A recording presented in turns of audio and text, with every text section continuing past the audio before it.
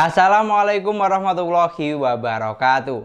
Di video kali ini kita akan cari tahu apa saja perbedaannya antara Realme 10 yang dijual dengan harga 3,2 juta dan Realme 9 yang dijual dengan harga 3,3 juta. Kita juga akan membahas kira-kira di antara kedua HP ini lebih unggul yang mana. Secara dari segi harga cuma beda sedikit.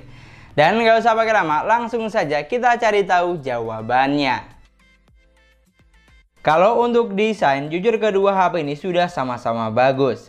Mulai dari tampilan yang kekinian, kombinasi warna sampai setup kamera.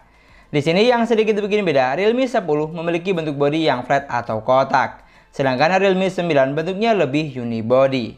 Untuk letak sensor sidik jari di sini juga tidak sama, karena di Realme 10 ada di bagian samping, jari satu dengan tombol power. Sedangkan di Realme 9 lebih kekinian, ada di dalam layar atau disebut juga finger under display. Geser ke bagian layar, di sini juga sudah sama-sama bagus karena keduanya menggunakan konsep punch-hole display dengan diameter kamera cukup kecil. Lalu untuk ukuran layarnya, ternyata kedua HP ini memiliki ukuran layar yang sama, 6,4 inch, resolusi Full HD+, 1080x2400 pixel. Panel Super AMOLED dengan refresh rate sama-sama bisa sampai 90 Hz.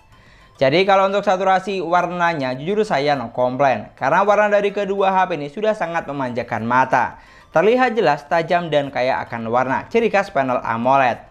Dan tidak cukup sampai di situ, untuk AOD atau Always On Display di kedua HP ini juga sudah ada dengan berbagai macam pilihan tampilan jam.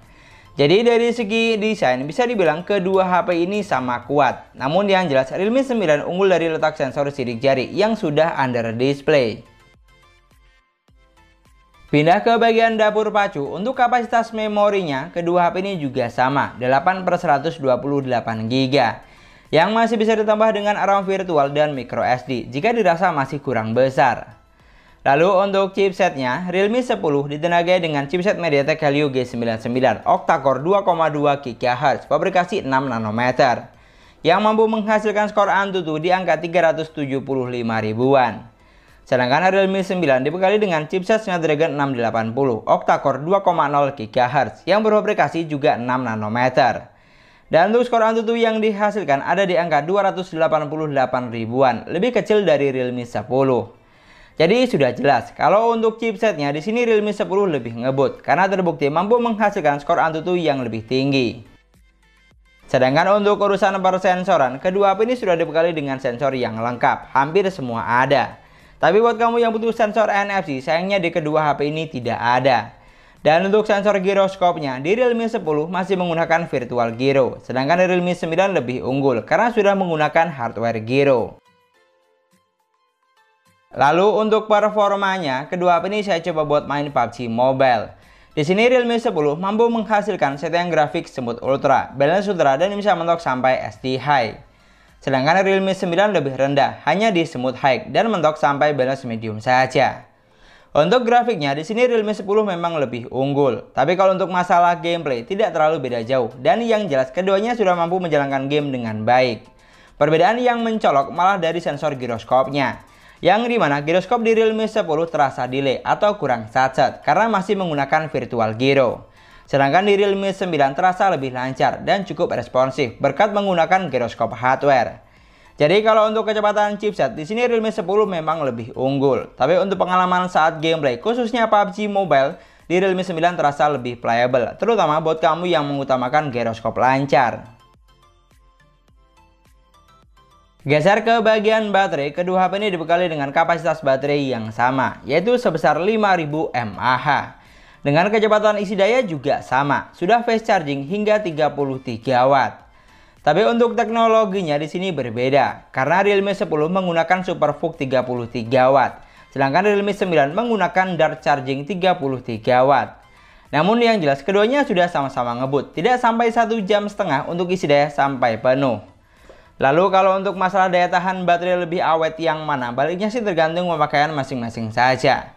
Namun yang jelas baterai di kedua HP ini sudah sama-sama irit kok, karena memiliki angka fabrikasi yang kecil, hanya 6 nanometer.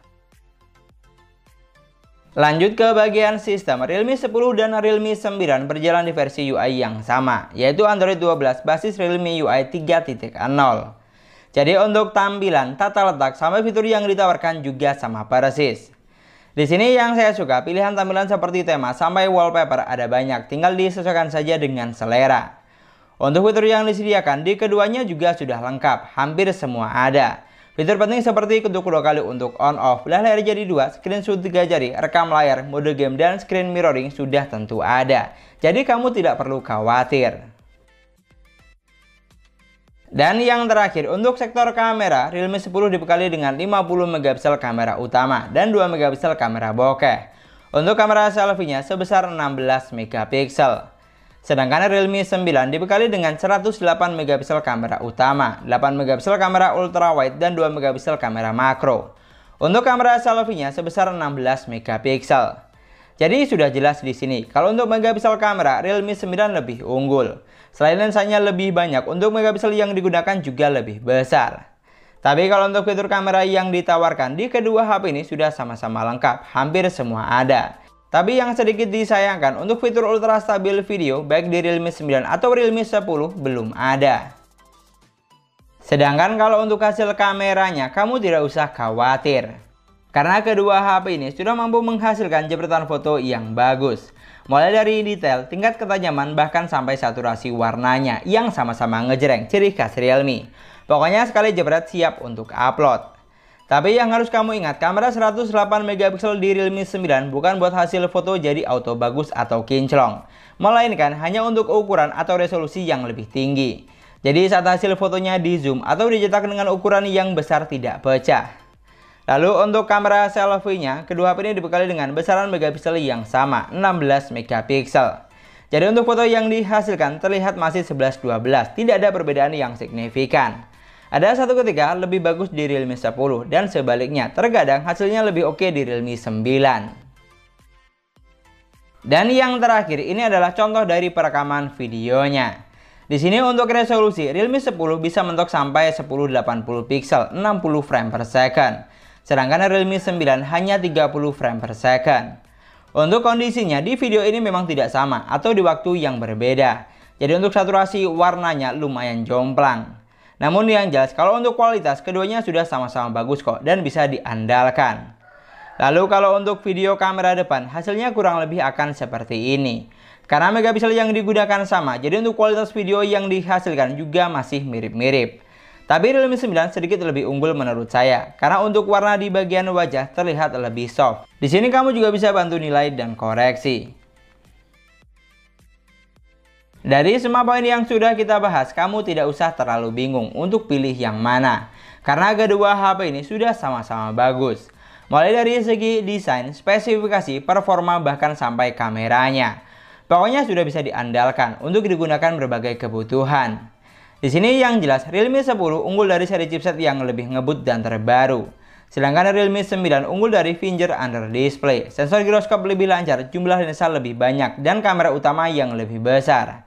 Jadi kalau dipikir-pikir, di sini Realme 9 lebih menawarkan banyak kelebihan dibanding Realme 10 yang notabene lebih keluaran terbaru. Dan untuk kesimpulannya, kalau kamu hanya mengutamakan chipset ngebut, maka Realme 10 jawabannya. Tapi kalau kamu mau yang lebih menawarkan banyak kelebihan, berarti Realme 9 pilihannya. Jadi yang paling penting, sebelum beli pastikan sudah disesuaikan terlebih dahulu dengan kebutuhan kamu buat apa.